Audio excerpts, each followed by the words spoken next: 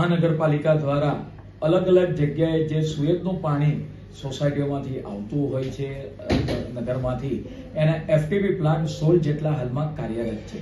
કેટલાક પ્લાન્ટ જે 10 થી 15 વર્ષ જૂના પ્લાન્ટ થઈ ગયા હોય તો એનું રિપેરિંગ કરવાનું થતું હોય છે અને એ પાણીને ટ્રીટ કર્યા બાદ એને નદીમાં છોડવામાં આવતું હોય છે અથવા તો આગળ છોડવામાં આવે છે. પરંતુ અત્યારે લેટેસ્ટ ટેકનોલોજી આવવાને કારણે એડોક મોડેલ પર આ પ્લાન્ટમાં જે પાણી ટ્રીટ કરતા હોય, EOI ધરાવતા હોય જે કંપનીઓ, એમની પાસે કે જે આની અંદર ઇન્ટરેસ્ટ ધરાવે એની પાસે એના મંગાવવામાં આવશે ઓફર, અને એનો સંપૂર્ણ મરામત ખર્ચ હોય, રિપેરિંગ ખર્ચ હોય, પ્લાન્ટ કોર્પોરેશનનો જ રહેશે, પણ એનું મરામત, તદુપરાંત એનો કર્મચારી, નિભાવ ખર્ચ, આ બધી જ જવાબદારી એ પાર્ટીની રહેશે. અને એને આધારે જે પાણી ટ્રીટ કરીને બહાર નીકળશે એ NGTના નેશનલ ગ્રીડ ટ્રિબ્યુનલના નોર્મ્સ પ્રમાણે નીકળે છે કે નહીં, એના COD હોય, એના BOD હોય, એનું pH હોય, એ એના નેશનલ ગ્રીડ ટ્રિબ્યુનલના નોર્મ્સ પ્રમાણે જ હોય તો આ સંપૂર્ણ જવાબદારી પણ એના સિરે રહેશે. અને આ રીતે શેરિંગના આધારે કોર્પોરેશન આગામી સમયની અંદર આગળ વધી રહી છે અને એને પરિણામે કોર્પોરેશનને 500 થી 1000 કરોડની બચત પણ થશે. અમદાવાદ મ્યુનિસિપાલિટી કોર્પોરેશન દ્વારા થઈ રહ્યું છે, કઈ રીતનું આયોજન હશે અને શું શું નવું શહેરીજનો જોવા મળશે?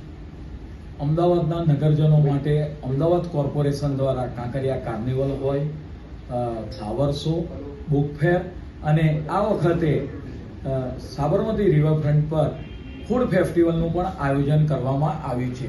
8, 9, 10 માર્ચ દરમિયાન રિવરફ્રન્ટ પર ઇવેન્ટ ગ્રાઉન્ડ ખાતે બપોરના 12 વાગ્યાથી રાત્રિના 10 વાગ્યા સુધી ફૂડ ફેસ્ટિવલનું આયોજન કરવામાં આવ્યું છે.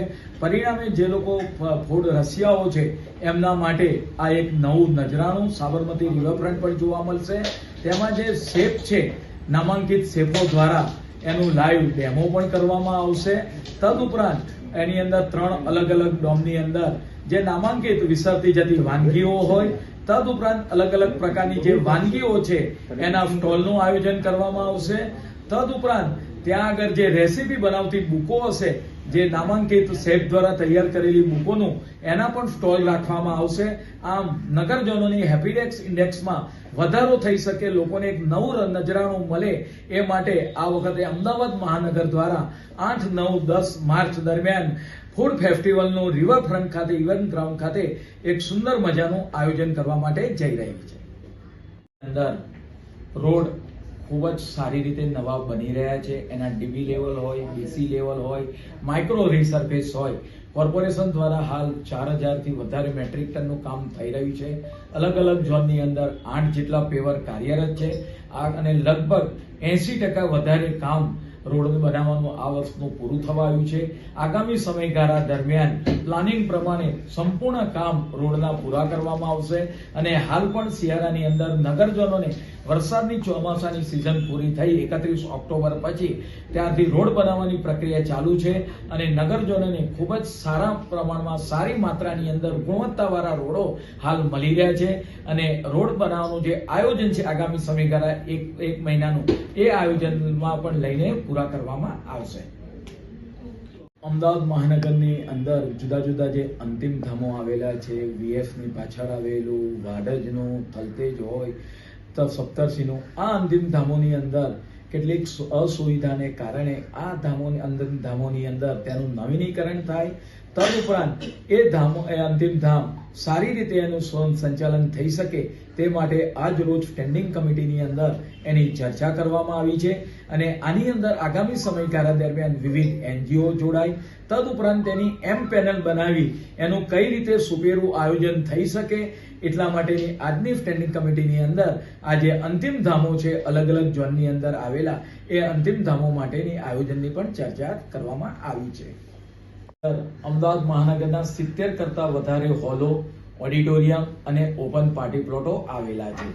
ઓડિટોરિયમની અંદર ઘણીવાર કેટલીક ખુરશીઓ એની ફરિયાદ મળતી હોય છે. પરિણામે એની તમામ ઓડિટોરિયમની ખુરશીઓ છે, 5000 કરતા વધારે ખુરશીઓ, એની ક્વાર્ટરલી સર્વિસ થાય અને જ્યારે કોઈ વ્યક્તિ એને બુક કરાવે ત્યારે એને કોઈ પણ જાતની દુવિધા ન થાય. તદ ઉપરાંત હોલની અંદર જે નાના મોટા રિપેરિંગ હોય અને જ્યારે કોઈ વ્યક્તિ હોલ પરત કરે ત્યારે પણ તેનું ચેકિંગ થાય એ માટેની આજની સ્ટેન્ડિંગ કમિટીની અંદર ચર્ચા કરવામાં આવી છે. આગામી સમયગાળા દરમિયાન નગરજનોના હોલો સારી રીતે વાપરી શકે અને એમાં કોઈ પણ જાતની અસુવિધા ન રહે તે માટે એની અંદર સ્ટેન્ડિંગ કમિટીની અંદર ચર્ચા કરવામાં આવી છે. તળાવ છે એ તળાવ ડેવલપ કરવાનું કામ હાલમાં ચાલુ છે. આપે વાત કરી જે ચંડોરા તળાવ છે, આગામી સમયગાળા દરમિયાન ચંડોરા તળાવ જે વર્ષોથી છે એને પણ ડેવલપ કરવાનું આયોજન કરવામાં આવ્યું છે.